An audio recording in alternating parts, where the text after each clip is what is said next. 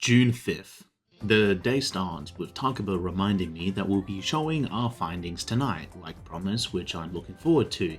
But she once again reminds us once more, but I feel like it was directed at Junpei this time. But now, with two promises, the day is over and I spend it with Miyamoto.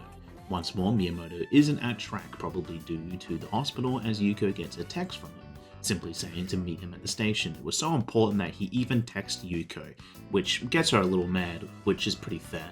But I head over when track was over. He knows that she was likely mad due to the fact that he's missed a bunch lately, and tells me the results of his exam. His muscles and tendons around his knee are inflamed. The doctor told him that if he continues pushing himself, he won't be able to walk anymore. But he wants to win, so he must. I tell him to show some guts. He agrees as every second matters, and he promises he would win next year's meet to become the #1 athlete in Japan. I ask what he means, and he explains that the promise was for his nephew. He got in an accident and his legs got messed up, and his rehab hurts too much. He doesn't want to do it, but he's only 5. He's got so much to live for, so he made a deal with him. If he's #1 in Japan, he'll do rehab, and that's why he has to win the meet so he can make it to nationals. I ask about his knee, which he thanks me for caring, but I need not worry about that for the time being. Apologizing for how depressing our convos have been lately. It's tough to keep it bottled up, and he's only got me. I appreciate his honesty, as with that, our bond grows closer. He admits that Yuko has good instincts when it comes to this, so she might talk to me, and if she does, he wants me to direct her to him, as he no longer wants me to get in trouble for his decisions. And with that, I head home.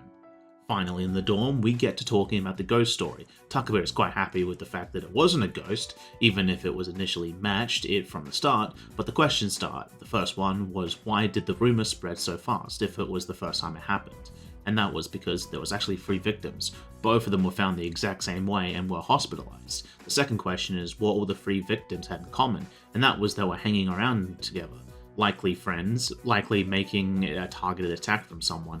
Apparently she found out that they were with a bad crowd of people as of late, and due to that we'll be doing some field research, as there was one place all 3 of them were regulars. Junpei knows where this is going, some place in the back of Port Island Station, but Junpei insists it's a very bad idea, hearing all sorts of rumors, which invigorated Takeba, asking if I'm coming along, but it doesn't matter to me. I'll be there willingly or unwillingly, as Junpei is still not for it. Takeba tells Junpei that isn't it about time that we start thinking for ourselves, which he finally comes to the same conclusion that I did. With us going to risk our lives tomorrow, I get my last meal, which boosts academics.